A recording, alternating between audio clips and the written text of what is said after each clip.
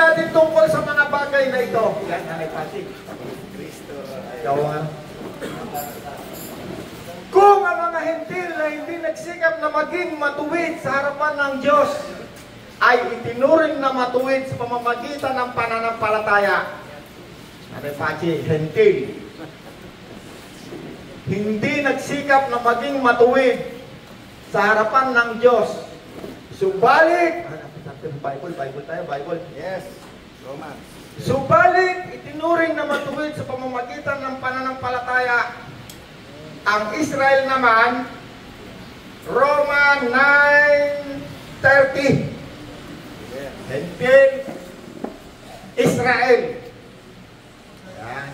Hentil, naging righteous, matuwid, pananampalataya. Ayan, 3 salita lang para mas malinaw na didiinan natin yan. Hentil, matuwid, righteous, matuwid.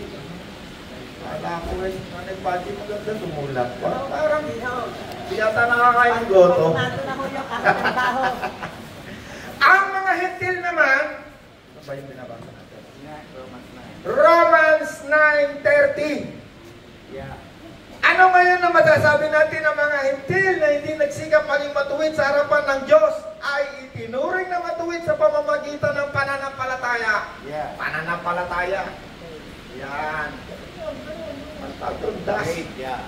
Yan, 3 salita. Hentil, naging matuwid sa pamamagitan ng pananampalataya. Tagalog lang, Nanay Pati, para hindi tayo bilingual.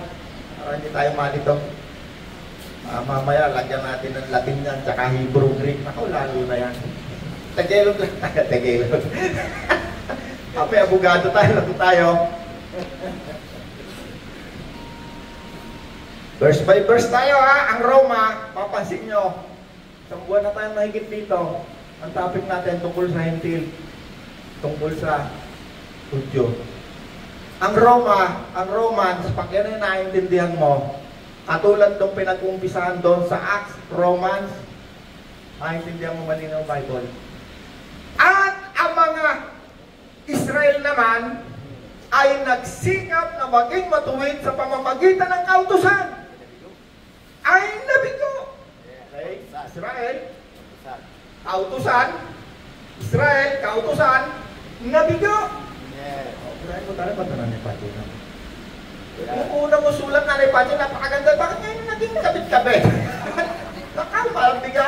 Malambigyan mo ang principal ng ng 5 nito eh. Nanay Pati, promoted niya, principal. Teacher to principal. Kaya 70 years na. Eh, kaya mo, hindi maintindihan. Eh, kaya ako sinusulat, gusto ko mas maintindihan. Hentil, matuwid, pananampalataya. Yan. Yan ang direksyon, yan ang nangyari. Ang mga hentil, nagsikap na maging matuwid sa harapan ng Diyos. Yeah. Ang mga hentil, hindi nagsikap na maging matuwid sa harapan ng Diyos. Subalit sila ay naging righteous, matuwid, dahil sa pananampalataya. Yes. Ito naman mga Israel, mga Hudyo, sila ay nagsikap na maging matuwid sa harapan ng Diyos, subalit sila ay nabigo dahil ang pagsisikap nila ay base sa law, kautusan. Law of Moses. No? Tama ba yun? Yes. Nasasaulo ko na tuloy yung Bible, kababasa ko ng kababasa ng Bible. Umaga, gabi ba naman? No?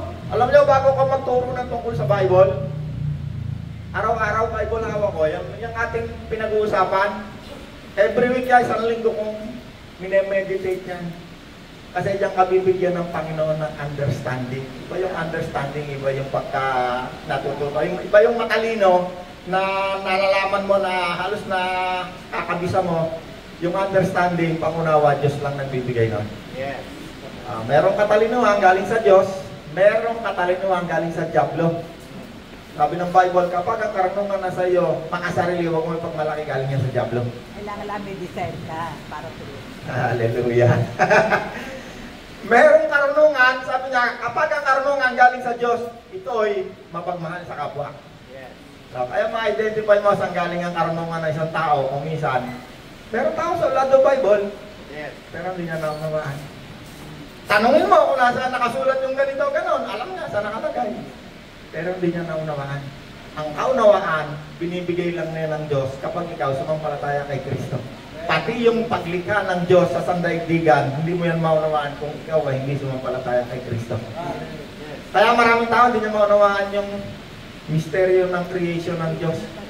Ang naunawaan nila yung scientific explanation bakit paano nalikha ang daigdig. Yung mga teorya ng mga marunong. Bible tayo ha! Mga kapatid! Okay, ano ngayon ang masasabi ninyo? Ang mga hentil, tayo, na hindi nagsikap na maging matuwid, wala naman tayong pakialam sa Diyos eh. Subalit tayo itinuring dahil sa pananampalataya. Naging righteous. Itong si Nanay Pachi, ang tingin ng Diyos dito, righteous, matuwid. No, di ba pag sinabi mong, ay nako, kakaliwa yan eh. Ibig sabihin kakaliwa, ibig sabihin yan eh, gagawa ng masama. Tayo mga hintil, hindi tayo katulad ng mga Hudyo o ng mga Israelita, napakalayo ng ating pagkakaiba. Sana matapos na natin ngayon itong Romans. Meron pa tayong mahabang oras. Ang mga Hudyo naman, sila, ang kanilang pagsisikap na maging righteous sa harapan ng Diyos sa pamamagitan ng law. Itong nandito sa una nating Bible. Genesis, Leviticus, yung unang 5. Yan ang tinatawag na, andyan yung tinatawag na law, batas ni Moses. Yan ang kanilang pinagsikapang gawin para sila ituring ng Diyos na righteous. Pero tayo mga hintil, kahit ikaw ay abogadong sinungaling, ito lang ang abogado na hindi sinungaling, sa attorney pa, pastor pa. Pero hindi ibig sabihin, kahit tumanggap ka na kay Kristo, ikaw ay perfecto na, hindi ka angel. Pero ang tingin pa rin sa'yo ng Diyos, righteous ka. Yes. Bakit? Dahil kay Kristo Amen. na iyong pinanampalatayanan. Pag ikaw ay tinignan ng Diyos sa spiritual na pamamaraan, ang tingin sa'yo ng Diyos, ang nakikita niya yung righteousness ni Christ na nasa sa'yo. Yung pananampalataya na nasa sa iyo. Okay? 9. Bible lang tayo, wala tayong formula. O, Bible lang yan. Kasi kung ako marunong, gagawa ko ng formula. Gagawa ko yan ng kung ano yung gusto kong gawin. Ngunit ang Israel naman ay nagsikap na matuwid sa paraan, sa harapan ng Diyos, sa pamamagitan ng kautusan, ay nabigo. Bakit? Dahil sinikap nilang kalugdan sila ng Diyos sa pamamagitan ng gawa. Hindi sa pamamagitan ng pananampalataya. Okay. Ang Hudyo, gawa. Okay, gawa. Bakit sinabing gawa? Eh kasi, yung kautusan na yan, na pinag-uusapan sa mga Hudyo, kautusan, yan ay napakaraming ipinagagawa. Yes. Napakaraming niyang utos. Lahat ng galaw niyan, meron niyang utos. Yes.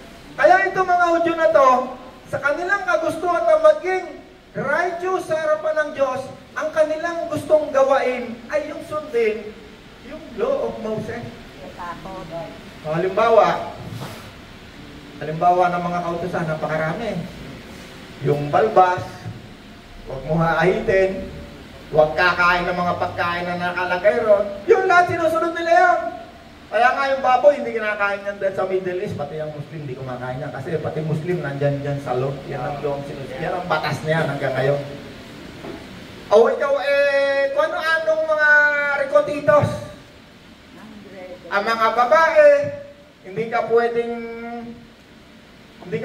magpapagupit ng parang lalaki. Ang dami. Huwag kang magsusuot na suot ng lalaki. Hindi pwede. Bakit? Yun ay nakalagay sa tuntunin sa kautusan ni Moses. Ang mga Israelitang ito, by the way, nagkaroon ng ng peace talk na. Peace talk. Pero huwag tayong kakaanot kasi mayat-maya may bagong giyera sumisiklab eh. Halos mayat-maya. Dahil sa Middle East, napakaraming civil war ngayon eh. Syria, Iraq, Lebanon, Palestine, Yemen, dami. Wala nga. Libya. Wala nga world Ang war. dami, puro civil war. Alam niyo, blessed tayo.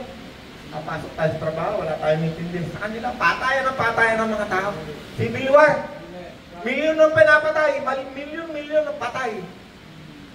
Buti na lang, di natuloy ang Iran. Ako, kung natuloy yun, baka magkakampi-kampihan na yan. No? Yung Russia, kakampihan dyan, China. O ito namang NATO, yung tinatawag natin NATO. NATO, national, ano ba tawag yan? Mga, ano yan, samahan ng mga bansa sa militar yan. No? Kung nagkataon, ay hintayin na natin yung mga 50 kilos na yelo na pinag-usapan natin ng mga nakaraan dito. Kasi mag-atomic war, magkakaroon ng sudden change ng temperature ng daigdig. Kaya mangyayari yung sinasabing yung 50 kilos na yelo, mamamatay ang 1/3 ng mga tao at mga sasakyang dagat, 1/3 ay mawawasak. Sa tribulation yun. Not now. Unahan ako na rin. Kami takot talaga eh. Balik tayo sa Romans. Romans.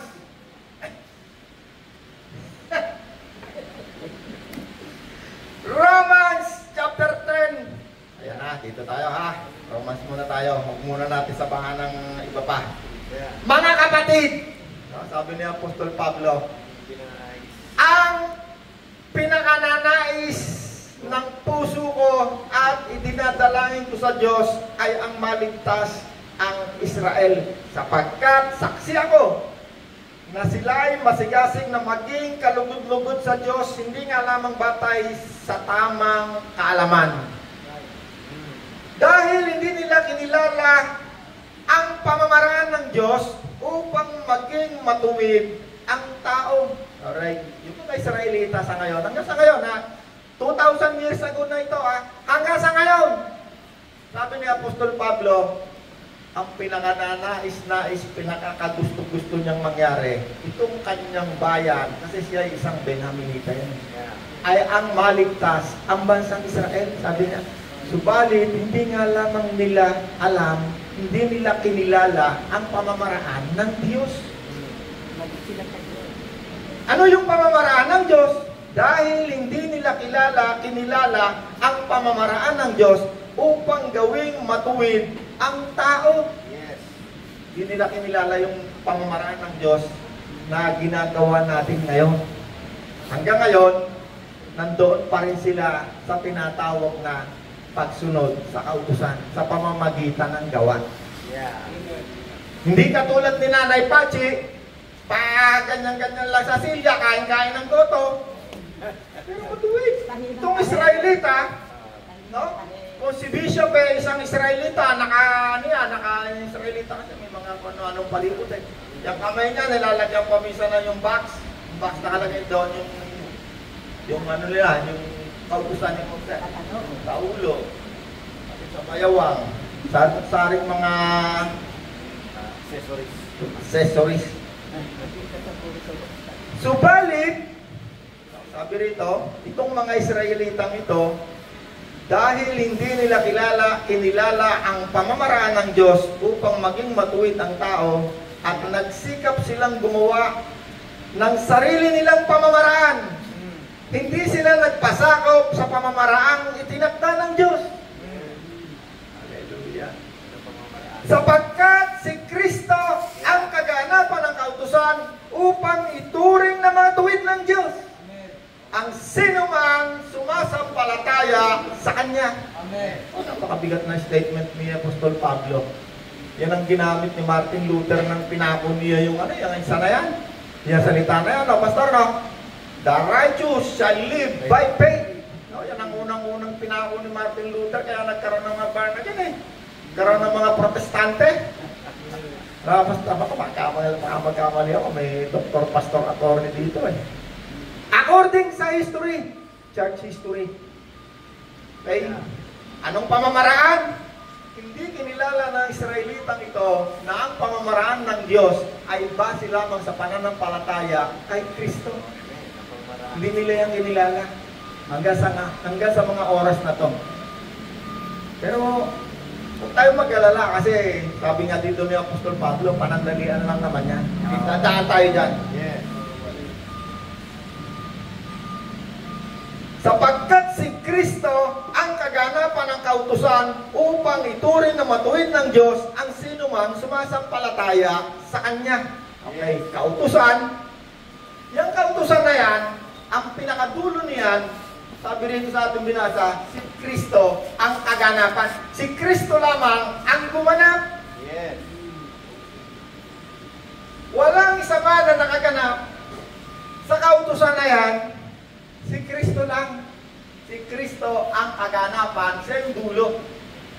Siya yung pinakaalay, huling alay na inialay doon sa templo na ginawa ni Solomon na ngayon ay wasak na. At ang nakatayo ngayon ay moske ng Muslim. Si Jesus, yung huling gumanap, siya yung inialay dyan. Pinakahuling alay. Pinatay lang. Kaya tayo, alay na yon yung kanyang buhay para bayaran ang ating mga kasalanan. Kasi yung pag-aalay dyan ng mga Hudyo sa kautusan, sila'y nag-aalay dyan once a year. Yung alay na yan para bayaran ang kanilang kasalanan. At ang gumagawa lang dyan sa kautusan na yan, doon sa templo, sa Holy of Holy, ang pumapasok lang dyan, yung may tali sa paa, yung high priest, nag-aalay ng dugo. At dugo ng mga tupa, dugo ng mga kambing, ang iniaalay doon. Nung si Jesus ay nag-alay, siya yung pinakahuling alay, ang inialay niya yung sarili niya dugo. Amen. Ang kanyang buhay para sa kaligtasan nating lahat. Amen. Kaya yung pinakaharang doon, Holy of Holy, itong isa, daong banal, banal-banalan, tapos doon sa labas, mga tao, yung tela na yan, yung naghaharang na 2 inches daw ang kapal yan, eh, sabi ng mga doktor eh. Mga doctorate degree ng mga bishop. Ganyan daw ang kapal na tela, nawasak sa gitna. Bakit? Malalaman natin bakit nawasak. Maya lang, di ko na muna sasabihin para may konting ano. Unit. Anakot. Sapagkat si Kristo kaganapan ng kautusan upang ituring na matuwid ng Diyos ang sinumang sumasampalataya sa Kanya. Okay? Kautusan, nandoon yung pag-aalay, yung inialay ay si Kristo. Si Kristo ang gumanap, siya ang kaganapan, siya ang pinakadulo ng kautusan. At sino mang sumampalataya kay Kristo, lahat ng pangako doon sa law na biyaya, pagpapala, dumiretso. Pero yung sumpa sa lahat ng susuway, hindi makakaganap, magkakaroon ng mga sumpa, pinutol din ni Kristo. Pinutol yung sumpa doon sa kautusan na pag hindi mo nagawa, halimbawa si Nanay Pachi, nakipagtalik yan sa hindi niya asawa, pangangalo niya, may sumpa, pagparusa, kamatayan. Si Kuya Sos, kumain ng baboy, no? Kumain ng halaan, kumain ng dalag, ano? Kasi bawal yan sa law of Moses, yung mga may kaliskis. Si Bishop naman, nag-ahit ng bigote. Lahat ng kapalpakan, hindi nasunod ng isang Hudyo, ang parusa diyan, bukod sa parusa ng, o anumang parusa, mayroon pa yung curse. At ang isang nakalagay dyan sa kautusan na yan, pag hindi ibinigay ni Bishop ang 10% ng kita niya, susumpain. Curse. Sumpa ng kahirapan, sumpa ng sakit, hindi lang siya ang susumpain, pati ang iyong lahi. Napakabigat.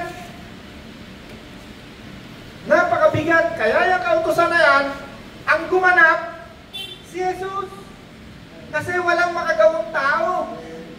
Kaya sinabi ni Apostol Pablo, si Jesus ang kaganapan ng kautusan at ang sino mang sumasampalataya kay Jesus ay itinuring ng Diyos na righteous, matuwid.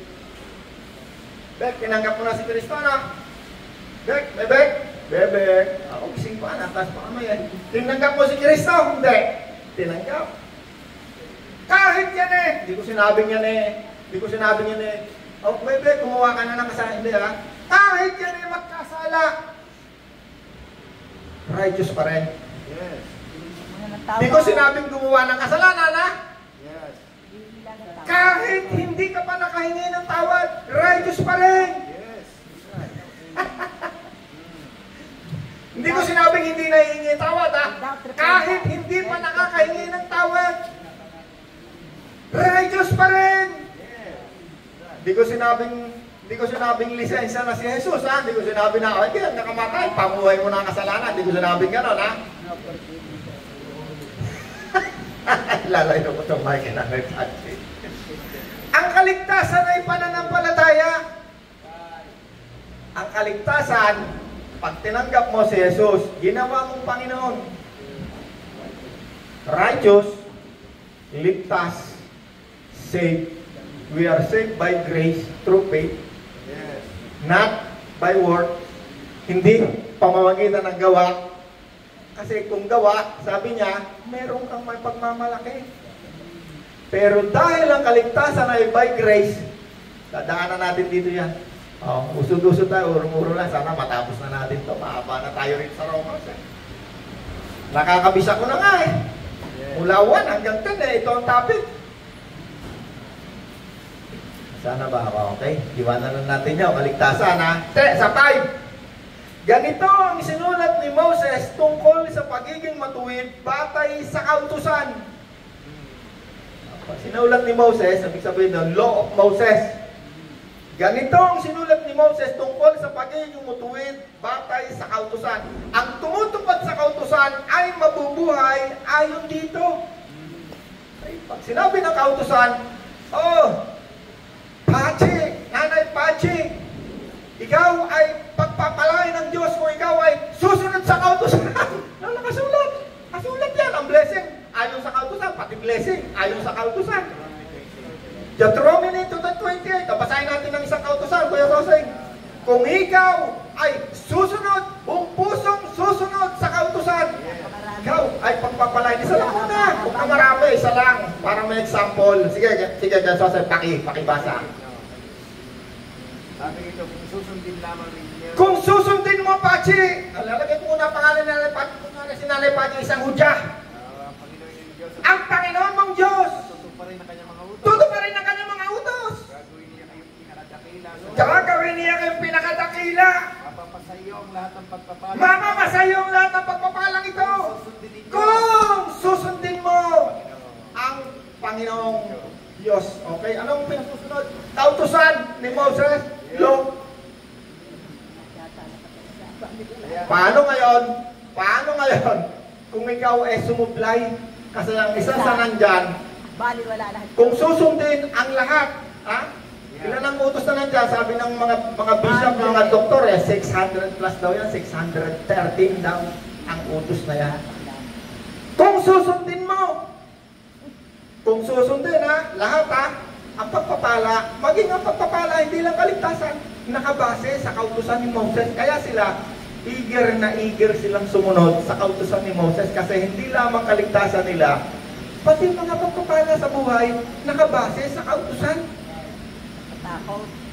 Samantalang tayo mga Hentil, sabi ni Kristo, sabi ni Pablo, kung ang kaisa-isang anak ng Diyos ay ibinigay sa atin, hindi kaya ibibigay niya ng masagana ang lahat ng pagpapalang ito sa buhay mo. Sabi pa ni Apostol Pablo, kahit nung tayo'y makasalanan pa, di pa nga tayo righteous makasalanan pa. Even when Nanay Pachi is a sinner, Jesus Christ died for you. Kahit makasalanan pa. Nung tinanggap na si Kristo, sumampalataya na, ay lalong higit na. Naging banal na, naging ligtas na, pinagpala pa. Hallelujah. Tuloy pa natin, ha? Sabi ko sa inyo, basahin nyo to. Itong Romans na to, sa isang basa, dalawang basa, baka hindi mo yan maintindihan. Kailangan ulit-ulitin. Para ang Diyos mangusap sa iyong puso. Ikaw ang kakausapin, ikaw ang bibigyan ng pangunawa. Sana ba ako? 10 verse. Mga kapatid, ang pinananais ng puso ko, dinadalahin maligtas ang Israel sapagkat saksi ako na sila'y masigasig, maging kalugdugot sa Diyos. Hindi nga lamang batay sa tamang kalaman dahil hindi nila kinilala pamamaraan ng Diyos upang gawing matuwid ang tao. Nagsikap silang gumawa sa sarili nilang pamamaraan. Hindi sila nagpasakop sa pamamaraan tinakda ng Diyos sapagkat si Kristo ang kaganapan ng katusan upang maging ituring na matuwid ng Diyos ang sino mang sumasampalataya sa Kanya. O sino sumasampalataya kay Kristo? Taas ang kamay. Ang tingin sa iyo ng Diyos, matuwid, righteous. Bakit? Dahil kay Kristo, dahil sa pananampalataya natin. 5. Ganito ang sinulat ni Moses tungkol sa pagiging matuwid batay sa kautusan. Ang tumutupad sa kautusan ay mabubuhay ayon dito. Ngunit, ganito naman ang sinasabi tungkol sa pagiging matuwid batay sa pananampalataya. Okay, tatalon ako. O sige, tuloy ko na. Huwag mong sabihin sa iyong sarili, sino aakyat sa langit upang pababayin si Kristo. Huwag mong sabihin, sino ang bababa sa kalaliman upang malingguhayin si Kristo, sapagkat ganito ang sinasabi malapit sa iyo, ang mensahe nasa iyong bibig, nasa iyong puso. Ang tinutukoy dito'y ang salitang ipinapangaral namin tungkol sa pananampalataya. Okay? Ano raw ang tinutukoy doon? Tungkol sa ipinapangaral ni Pablo tungkol sa pananampalataya. Yes. Na hindi tinanggap ng kabuuan ng bansang Israel. Bagamat, sabi ni Apostol Pablo, sabi ng Diyos, meron pang itinirang hindi, kaya dadaanan natin para na maganda. Ang tinutukoy dito'y ang salitang ipinapangaral namin tungkol sa pananampalataya. Tignan mo si Apostol Pablo, kay runong-runong. Lahat ng tungkol sa religion, alam niya, pero hindi siya nagtuturo ng tungkol sa religion. Sabi niya, pinagpasyahan ko, ang ituturo ko lamang ay tungkol kay Kristo. Bakit ang mga pastor ngayon, kung saan sekta ng religion, tinuturo nila yung religion ng sekta nila, no?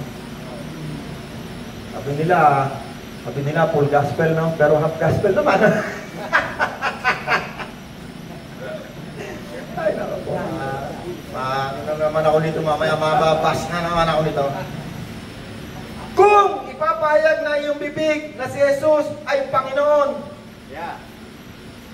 at buong puso kang sasampalatayan na siya ay muling binuhay ng Diyos, maliligtas ka. Napakasimple ng kaligtasan natin yan, no? Ipapahayag lang na ating bibig, sasampalatayan na si Jesus ay Panginoon, maliligtas ka na. Sapagkat sumasampalataya ang tao sa pamamagitan ng kanyang puso at sa gayon tinuturing na matuwid ng Diyos. Nagpapahayag naman siya sa pamamagitan ng kanyang bibig.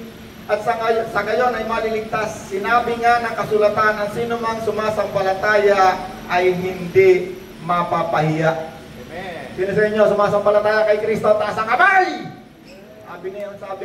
Sabi ng Panginoon, kung ikaw ay sumasampalataya kay Kristo, katulad ko, kaya ako hindi, kahit saan ako magpunta, kahit sinong tao kausap ko, sinasabi ko sa kanila, si Kristo ay Panginoon. Siya ay aking Panginoon. Bakit?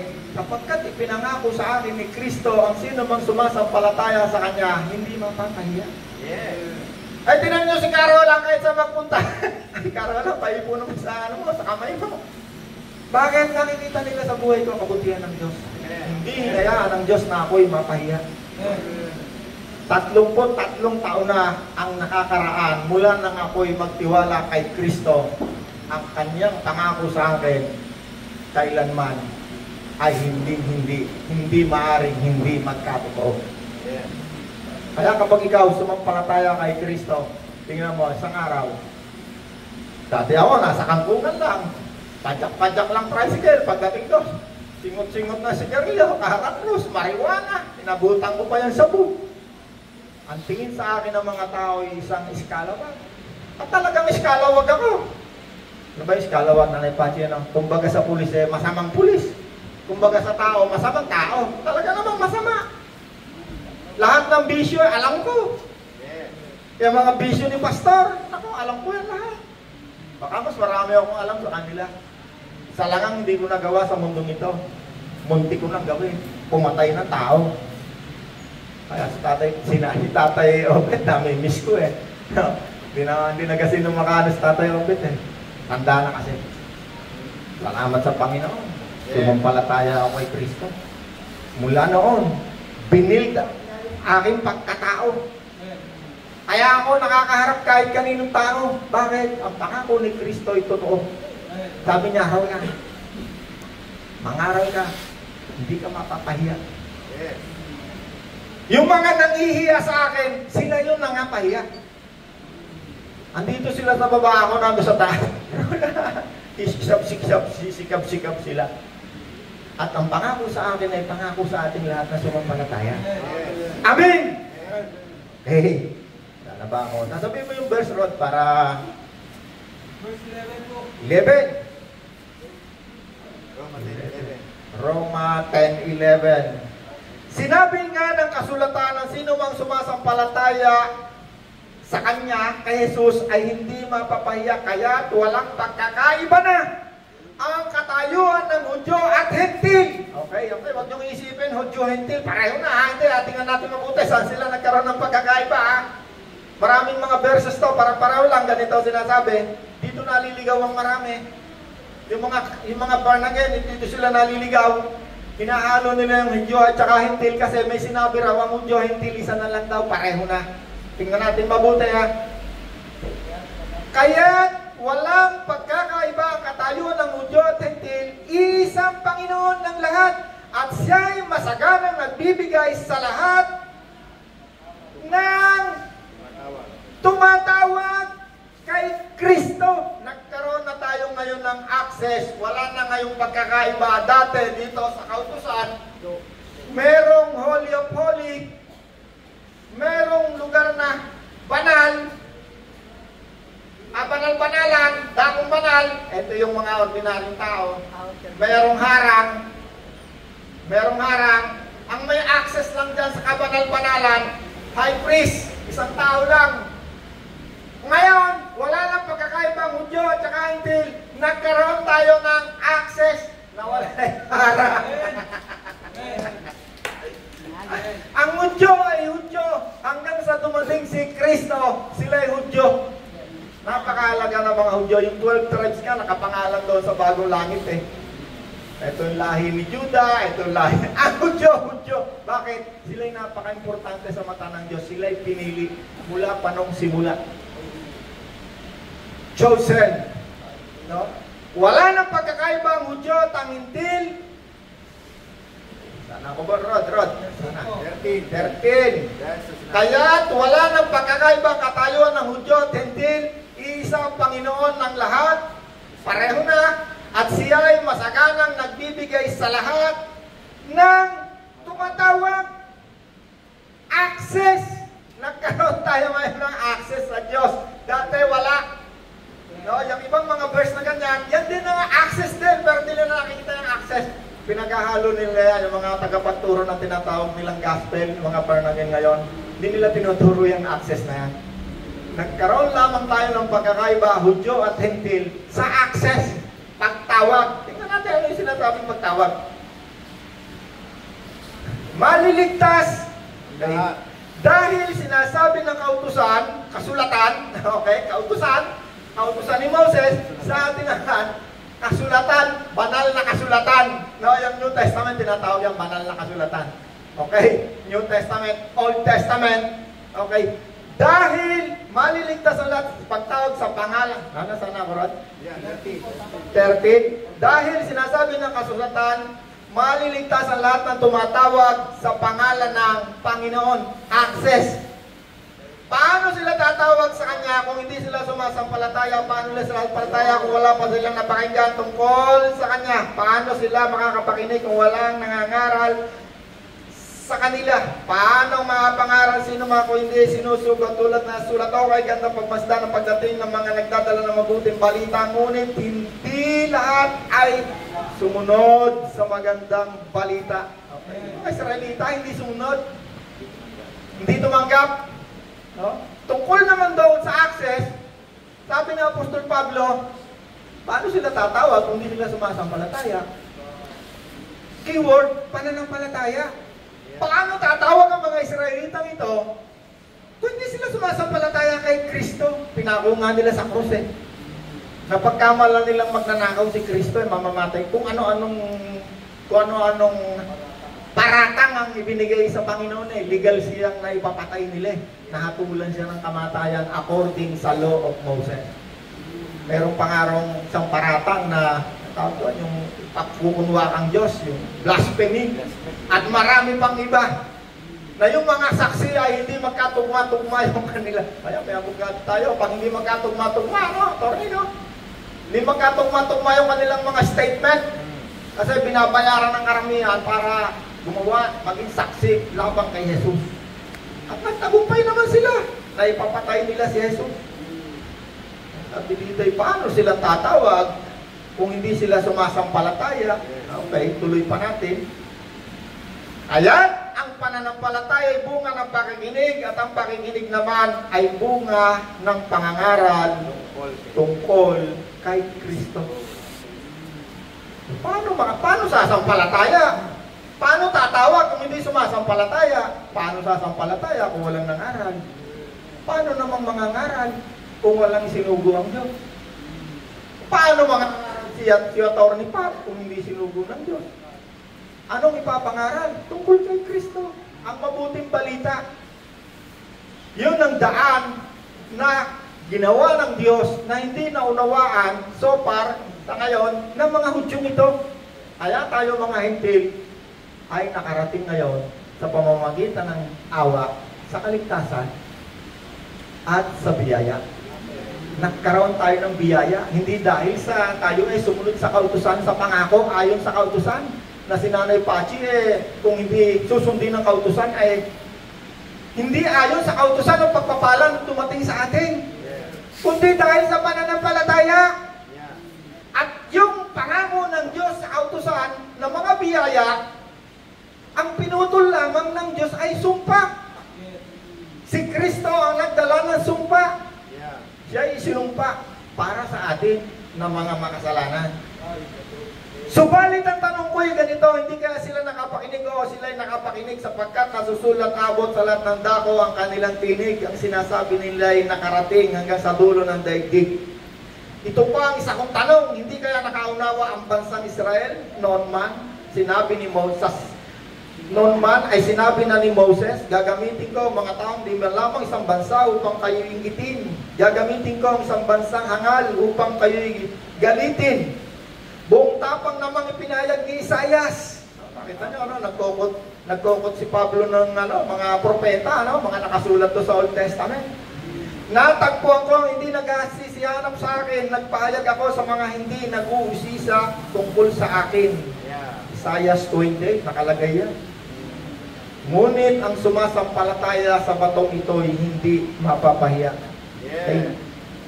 Subalit tungkol naman sa Israel ay sinabi niya, buong maghapon akong nanawagan sa isang suwail at mapaghimagsik na bayan.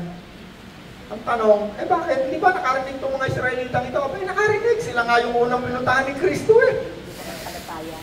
Pero sinabi na pala yan doon sa mga sinulat ng mga propeta, nag-prophesy na pala siya na hindi siya tatanggapin. Hindi siya tatanggapin ng mga Hudyo. For the sake of the Lord. 11! Ito ngayon ang tanong ko. Tinakwil ba ng Diyos ang kanyang sariling bayan? Hindi!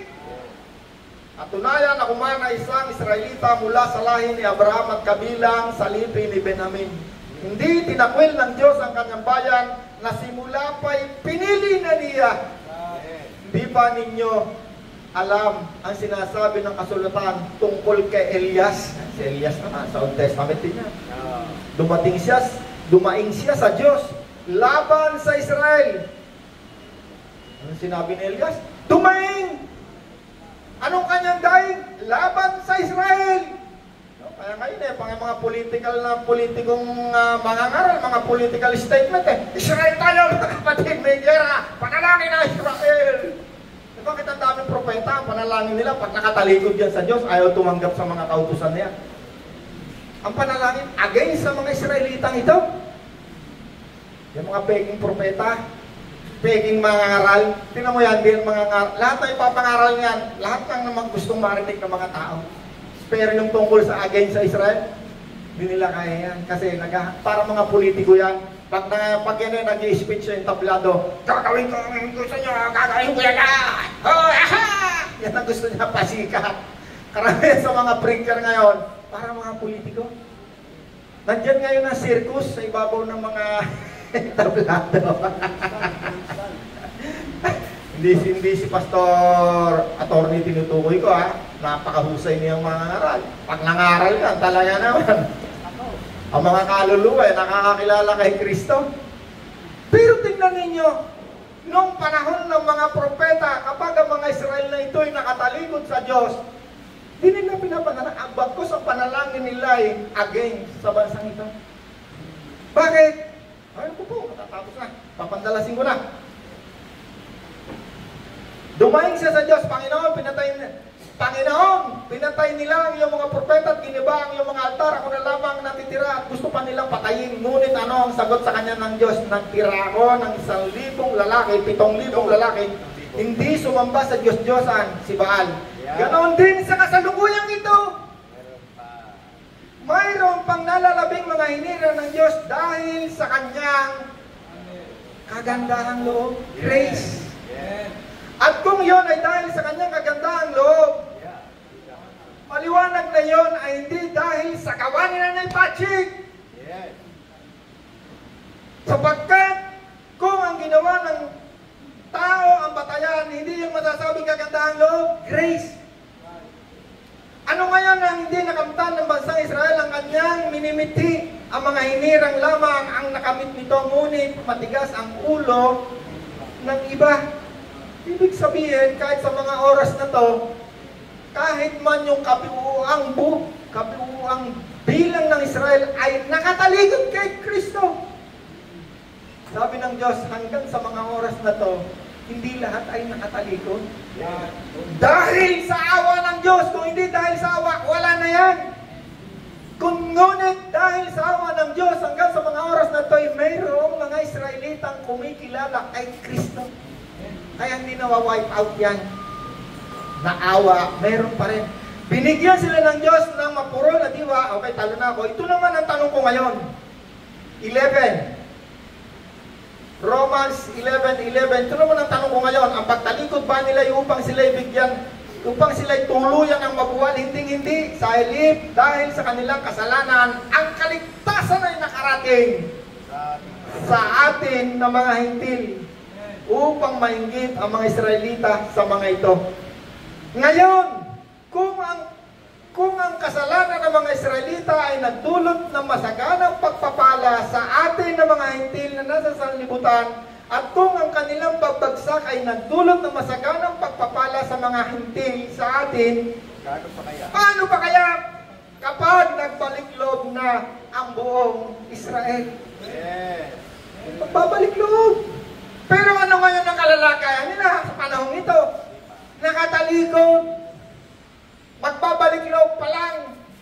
Kung hindi dahil sila'y nakatalikod, hindi sana tayo maliligtas.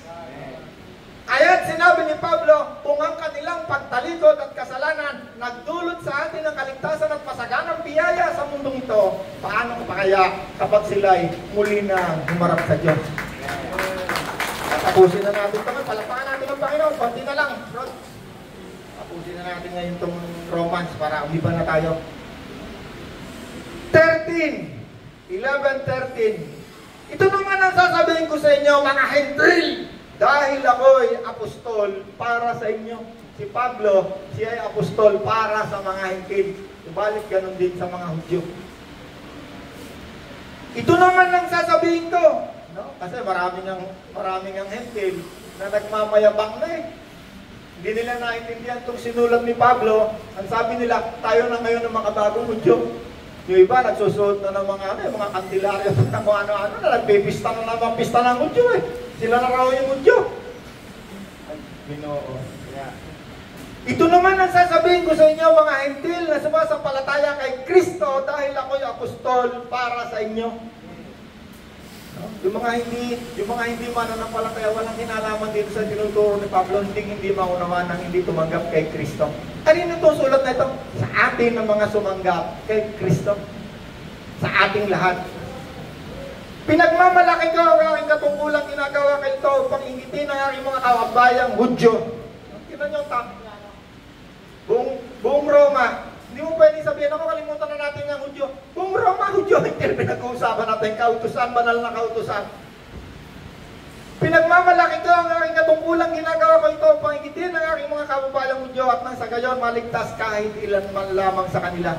Kung ang pagtatakwil sa kanila ay naging daan upang ipagkasundos sa Diyos ang sanlibutan, ang muling pagtanggap sa kanila ng Diyos ay matutulad sa muling pagkabuhay ng mga patay. Miracle. Hindi kayang paliwanag. Paano sila muling tatanggap kay Kristo? Matutulad. Kung ang pagtatakwil sa kanila ay naging daan upang ipagkasundo sa Diyos ang sanlibutan, tayo mga hintil. Ang muling pagtanggap sa kanila ng Diyos ay parang patay na muling nabuhay. Miracle. Kung banal ang isang tinapay mula sa masa ng harina, gayon din ang buong masa, at kung ang ugat ng punong kayo banal, gayon din ang mga sanga nito. Kung pinutol ang ilang sanga ng punong olibo, ay yan na, tayo na yan, mga hintil ha, pinutol yung sanga, yung mga Hudyo, pinutol, hindi nakaduktok. Kung pinutol ang ilang sanga ng punong olibo, olive tree, at ikaw na sanga ng olibong ligaw, yan, naluntulan na tayo sa ligaw na olibo, ang idinugtog sa puno upang makabahagi sa buhay na nanggagaling sa ugat ng punong ito, huwag kang magmalaki sa mga sangang pinutol. Yan ang karamihan ng mga hintil na tuturo ngayon tungkol sa Hudyo, hindi isa na lang daw. Nagmamalaki at nagmamayabang. Katulad ng mga pastor na ito na nakikita ko nagtuturo, tayo na raw ang mga modernong Hudyo. Sus, Ginoo. Idinugtong sa puno upang makabahagi sa buhay na nanggagaling sa ugat ng punong ito. Huwag kang magmalaki sa mga sangang pinutol. Alalahanin mong hindi ikaw ang bumubuhay sa mga ugat ang bumubuhay sa iyo. Sasabihin mo naman, pinutol ang mga sanga upang ako'y may dugtong. Totoo yan. Pinutol sila dahil hindi sila sumampalataya. Ano ngayon ang kalalagayan ng Israel? Katulad na sangang pinutol. Bakit? Sapagkat hindi sila sumampalataya kay Kristo. Kaya nga sinabi ni Kristo, Israel, ilang ulit kang tinangkang kupkupin ng Diyos na parang manok na inahin at sisiw, ngunit ayaw mo. Kaya ikaw ngayon ay anong ginawa? Pupulbusin. Ano tinabi kan? Pupulbusin. Pupulbusin ba? Parang di naman pupulbusin. Ano sabi doon, Jose? Iiwang tiwangwang, walang kumakalinga. Walang kumakalinga ngayon sa Israel kundi ang bansang Amerika. Hindi nga umaasa sa Diyos yung yan eh. Maasa lang kay Uncle Sam eh. Nga nung binaril ng Iran yun eh. Takbo sa Uncle Sam. Yung bomba mo yung kahoy ko. Diyan lang umaasa yan. Mga armas na supply. Diyan lang lahat yan. Kaya matapang dyan sila. Hindi sila umaasa sa Diyos sa ngayon. Bihirang-bihira yung mga Israelita, makikita mo na sa Diyos umaasa. Sila yung mga dahil kinahabagan ng Diyos natitira pa. Pag inalangaw, natapos na. Sasabihin mo naman, pinutol, sapagkat kung ang tunay na sanga ay hindi pinanghinayangan ng Diyos, ikaw pa kaya ang panghinayangan ng Diyos, ikaw pa kaya ang panghinayangan niya, dito'y makikita natin ang kabutihan at kabagsikan ng Diyos. Naging mabagsik siya sa mga hindi sumasampalataya sa Kanya. Ano ngayon ang kalagayan ng Israel? Mabagsik siya sa ngayon. Bakit? Hindi siya sumampalataya.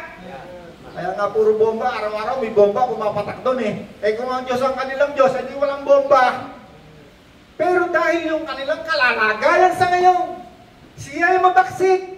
At kahit sa mga hintil na hindi sumasampalataya, siya ay mabagsik. Kanino siya mabuti?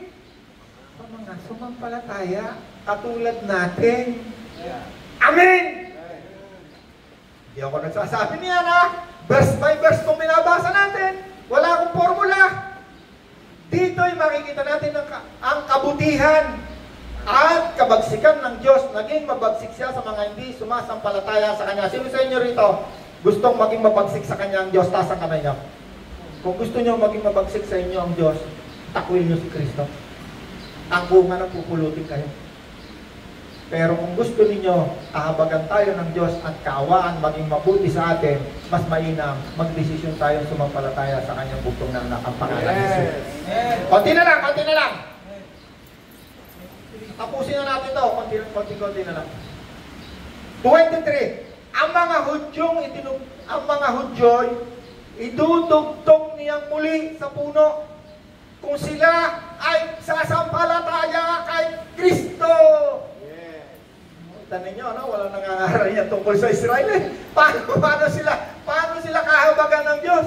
Kung sasampalataya sila kay Kristo. Subalit, yan, ipangaral natin si Kristo. Merong mga taong may papel na mangaral sa Israel. Yung mga hintil, yung isang araw, meron ako nakausapin. Yeah. Subalit, baka hindi maging effective kasi merong itinalaga ang Diyos na mismo mga Israelita sa huling araw na manangaral sa kanila. Sinong ipapangaral nila? Si Kristo na muling nabuhay. Okay? Sapagkat kayang gawin niyo ng Diyos kung ikaw na sananggaling sa olibong ligaw ay naidugtong sa tunay na olibo kahit na ito'y salungat sa kalikasan, lalo pang madaling idugtong sa puno ang mga talagang sanga nito. Mga Israelita. May naunawaan tayo? Mga kapatid, isang hiwaga ang nais kong malaman ninyo. Upang hindi maging mataas ang palagay ninyo sa inyong mga sarili, ang pagmamatigas ng Israel ay isang bahagi lamang hanggang sa mabuo ang takdang bilang ng mga hentil na lalapit sa sampalataya sa Diyos. At pagkatapos sa parang ito ay maliligtas naman ang buong Israel. Okay? Bakit sila nakatalikod? Salamat sa Panginoon, nakatalikod sila. Bakit nakarating sa mga hintilang kaligtasan? At mayroong isang hiwagang nais ng Diyos na maunawaan natin. Ang pagtalikod ng mga Hudyong ito'y bahagi lang. Hanggang sa mabuo ang takdang bilang, binibilang pala tayo. Every time itatanggap kay Kristo, binibilang, at kapag nabuo na ang takdang bilang, yun na yung hangganan. Matatapos na ang hagdanan, ang daan na ibinigay ng Diyos sa mga hintil sa pamamagitan ng awa. Yeah. Tapusin ko na, konting-konti na lang. 28. Dahil tinanggihan ng mga Israelita ang magandang balita, sila'y naging kaaway ng Diyos. Naku po, masakit ito pakinggan. Itong ayaw-ayaw marinig ng mga Israel, Israel, panalang Israel, Israel. Wala nang buwang bibig kundi Israel. Kala mo'y kampanyeros na ng Israel. Kailangan natin malalaman kung ano panahon ngayon natin. Para malaman mo sa panahon natin, tingnan mo saan ay ang bansang Israel. Ano nang kalagayan niyan? Sa kalagayan niya hanggang sa mga oras na ito ay nakatalikod sila sa Diyos. Dahil tinanggihan ng mga Israelita ang magandang balita. Sila'y naging kaaway. At kayong mga hintil ang nakinabang ngayon. Tayo yung nakikinabang. Ngunit dahil sa sila ang hinirang ng Diyos, sila'y mahal pa rin. Alang-alang sa kanilang mga ninuno sapagkat hindi nagbabago ang isip ng Diyos tungkol sa kanilang mga kaloob at pagtawag. Noon, kayo mga hintil ay hindi sumusunod sa Diyos, ngunit ngayon, kayo ay tumanggap ng habag ng Diyos. Nang sumuway ang mga Hudyo, gayon din naman dahil sa habag ng Diyos. Tingnan nyo, pansinin nyo yung habag paulit-ulit. Dahil sa habag ng Diyos na inyong naranasan, sumusumay naman ngayon ang mga Hudyo. Ang Diyos na sa gayon, maranasan din niya ngayon ang kanyang habag. Sapagkat hinayaan ng Diyos na maalipin ang pagsuway ang lahat ng tao upang may padaman niya sa kanila ang kanyang habag. Bakit? 33, lubhang napakasagana ng kayamanan ng Diyos, hindi maarok ang kanyang karunungan at kaalaman. Sino ang makakapagpaliwanag ng kanyang mga kapasyahan? Sino ang makakaunawa ng kanyang mga pamamaraan gaya ng nasusulat? Sino ang nakakaalam sa pag-iisip ng Panginoon? Sino ang maaaring maging tagapayo niya? Sino ang makapagbibigay ng anuman sa kanya na dapat niyang bayaran? 1 Corinthians 2:16. Subalit na sa atin ang pag-iisip ni Kristo. Kaya nga natin naunawaan ang mga bagay na ito dahil kay Kristo na naririto sa puso natin, na ang tawag natin sa Kanya ay Espiritu Santo. Identity ni Kristo ang Espiritu. Walang ikatlong Diyos. Mayroong tatlong kapahayagan. Iisang Diyos, ang Ama na lumikha sa lahat ng bagay. At tayo'y nabubuhay para sa Ama. Iisang Panginoon.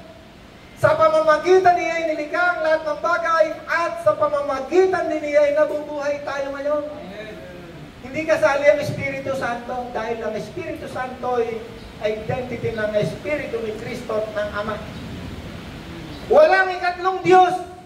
Sabi ng Bible, so, pag ikaw nagkaroon ng ibang Diyos, sabi ng Diyos mismo, ikaw ay susumpayin hanggang sa ikaapat na salin ng iyong lahi. Mortal sin. Isang Diyos, isang Panginoon, may tatlong kapahayagan. Diyos Ama, Espiritu, walang katawan. Si Kristo, nagkatawan, namatay, magkat sa langit, naiwan ang Espiritu niya, bumalik. Sabi ni Kristo, kung mahal mo ako, susundin mo ang utos ko. At kami ng aming Ama ay pupunta at mananahan sa iyo. Ang tawag sa kanila ngayon ay Espiritu. Paglagyan mo ng identity yung Espiritu, yan ay identity ng Santo, Holy. Kabaliktaran ng evil. Hindi evil spirit ang nandito sa atin, hindi masama, kundi mabuting Espiritu. Hallelujah. May naunawa ba tayo ngayon? Kaya naman ako'y dahil sa'yo inubos sa kasalanan, utang ko'y binayaran. Kaya naman